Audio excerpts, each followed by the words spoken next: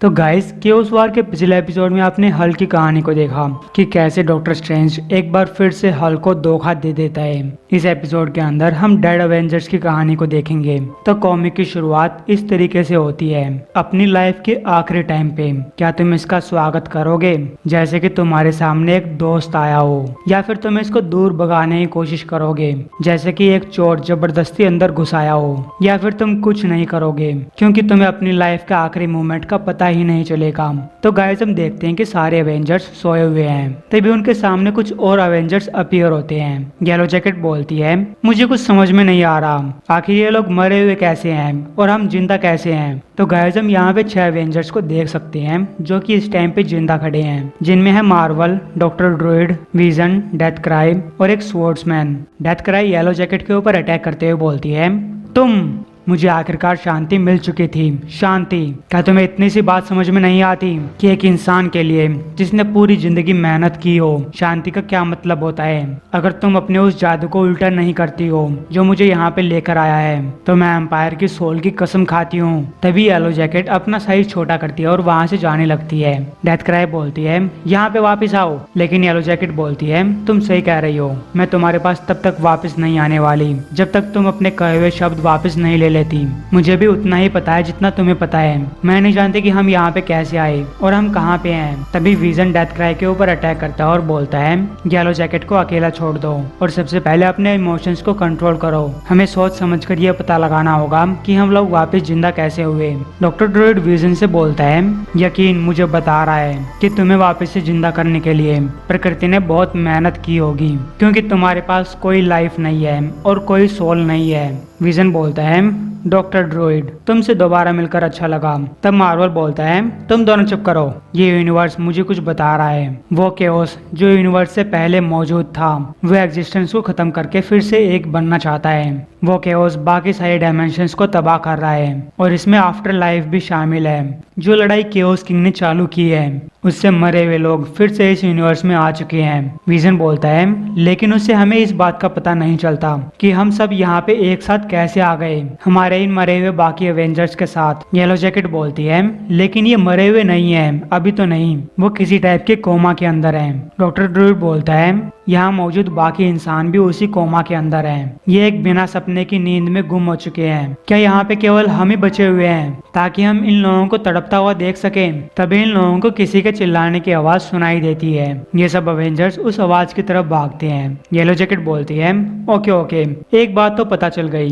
कि हम मैनहट्टन में वॉल स्ट्रीट के अंदर हैं, लेकिन यहाँ पे हुआ क्या है? बाहर जाने पे ये लोग देखते हैं कि कुछ मॉन्स्टर्स इंसानों का पीछा कर रहे हैं। और गाइस ये वो लोग हैं जो हेल से वापस अर्थ पे पहुंच चुके हैं और इनके पीछे मॉन्स्टर्स लगे हुए हैं। इन लोगों को देखकर मार्वल पूछता है, इनके साथ हो क्या रहा है? क्या ये पूरा वर्ल्ड पागल हो चुका है? नहीं, ये वो मॉन्स्टर्स हैं जो कमजोर लोगों के ऊपर अटैक करते हैं और हम वो लोग हैं जो इनकी रक्षा करते हैं। ये वर्ल्ड मुझे पहले की तरह लग रहा है। और फिर डेड अवेंजर्स उन डेड लोगों को बचाने के लिए चल पड़ते हैं, लेकिन डॉक्टर ड्रोइड इनको बीच में रोक लेता है और बोलता है कि अर्थ पे हमारा टाइम खत्म हो चुका है।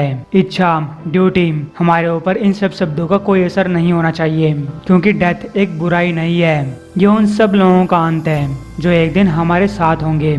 मुझे लगता है कि ये सब हमारे दिमाग के अंदर चल रहा है और हमें यहाँ नेचर के साथ छेड़छाड़ नहीं करनी चाहिए। लेकिन येलो जैकेट देखती है कि उनमें से एक तलवारबाज उन लोगों को बचाने के लिए निकल पड़ा है और ये बाकी लोगों से पूछती है कि आखिर ये इंसान है कौन। और गाइस फिर हमें एक पास्ट का सीन दिखाया जाता है जहाँ वियतनाम में एक बार के अंदर ये तलवारबाज बैठ के दारू पी रहा है। उसके साथ बैठे कुछ सोल्जर्स आपस में बातें कर रहे हैं। एक सोल्जर बोलता है, आखिर ये है कौन और हमें एक फ्रेंचमैन की जरूरत ही क्यों है? दूसरा सोल्जर बोलता है, मैं भी यही कह रहा था। जब जनरल खोई ने हमें इसे बुलाने भेजा, तब मैंने देखा कि इस अकेले इंसान ने अपनी तलवार से इतने इंसानी सूअरों को मार दिया जितना कि हम सब मिलकर मारते, और अब मैं इस इंसान के बगैर कहीं नहीं घूमता। जिसपे पहला सोल्जर बोलता है, ये क्या बात हुई? वो हमसे अच्छा लड़ता है सिर्फ इसलिए क्योंकि वो एक गोरा है। मैंने 5 साल तक जंगल में कीड़े खाए थे ताकि मैं अपने देश से दुश्मनों को बाहर निकाल सकूं। अब दूसरा सोल्जर पहले सोल्जर को रोकने की कोशिश करता है, लेकिन पहला सोल्जर उस तलवारबाज की तलवार उठा लेता है और बोलता है, ये क्या अजीब तलवार है, आखिर तुम यहाँ पे क्या नाटक कर रहे हो? जिसपे वो तलवारबाज बोलता है, अगर तुम एक इंसान होते तो मैं तुमसे अपनी तलवार छीन लेता और फिर तुमको उसी तलवार से मार देता। लेकिन तुम एक इंसान नहीं हो, तुम एक सुअर हो और मैं एक सुअर को इस छोटे चाकू से मारता हूँ। सोल्जर बोलता है तुम्हारा दिमाग खराब है क्या?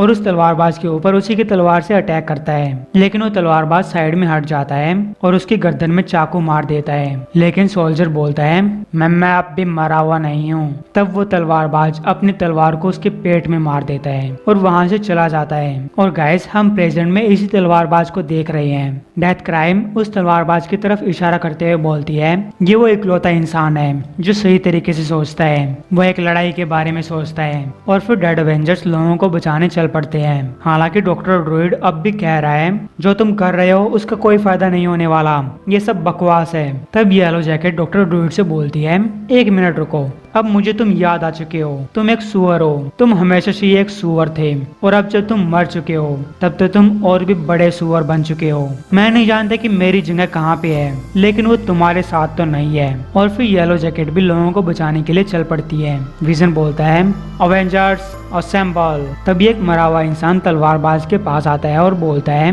मैं इस पागलपन का हिस्सा नहीं बनना चाहता, मुझे बताओ कि लॉन्ग हाउस कहाँ पे है। फ्रांस के अंदर मेरी वाइफ प्रेग्नेंट है और मुझे अपना व्यापार पूरा करके अपनी वाइफ के पास जाना है। तभी एक मॉन्स्टर उस इंसान के ऊपर अटैक करता है और वो वहाँ से गायब हो जाता है। मार्वल तलवारबाज से पूछता है क्या हम पहले मिल चुके हैं? मैं मार्वल हूँ। तलवारबाज बोलता है मैं जैकिस डुकिस हूँ और ये लोग भी हमारी तरह मरे हुए हैं ना? मार्वल बोलता है लग तो ऐसा ही रहा है। और ये मॉन्स्टर्स ना सिर्फ इन लोगों को मार रहे हैं बल्कि इनको एग्जिस्टेंस से अलग कर रहे हैं। जैकिस बोलता है तब तो तुम मुझे उस मॉन्स्टर के पास फेंक दो जो इस टाइम लोगों के ऊपर अटैक करने वाला है। जिसपे मार्वल अपनी पूरी ताकत से जैकिस को उस मॉन्स्टर की तरफ फेंकता है और जैकिस उस मॉन्स्टर के पेट में अपनी तलवार घुसा देता है। तभी विजन दो और मॉन्स्टर्स के ऊपर अटैक करते हुए एक लेडी को बचाता है और बोलता है हालांकि खतरा जा चुका है लेकिन मैं चाहूंगा कि आप ऊंची जमीन के ऊपर चले जाएं। उस लड़की को देखकर विजन को स्कारलेट विच की याद आने लगती है और विजन को देखकर वो लड़की विजन से डर जाती है और डेथ क्राई से बोलती है प्लीज उसको मेरे से दूर रखो। डेथ क्राई बोलती है ये क्या बात हुई, उसने तुम्हारी जान बचाई है। लड़की बोलती है मैं जानती हूँ लेकिन उसके अंदर कुछ खूंखारपना है, बाकी सब चीजों से बुरा। यह सुनकर विजन को अपने पास्ट की याद आने लगती है जब अल्ट्रॉन ने विजन को कैद करके रखा हुआ था। अब मार्वल येलो जैकेट से बोलता है कि तुम इन सब लोगों को उस बिल्डिंग के अंदर लेकर जाओ जहाँ पे अवेंजर्स लेटे हुए हैं। अब येलो जैकेट लोगों को बिल्डिंग के अंदर लेकर जाने लगती है जबकि बाकी एवेंजर्स इस टाइम उन मॉन्स्टर्स के साथ लड़ रहे हैं। डेथ क्राई बोलती है जल्दी करो, ये मॉन्स्टर्स बहुत सारे हैं, हम इनको रोक नहीं सकते, हमें इनसे बचकर भागना होगा।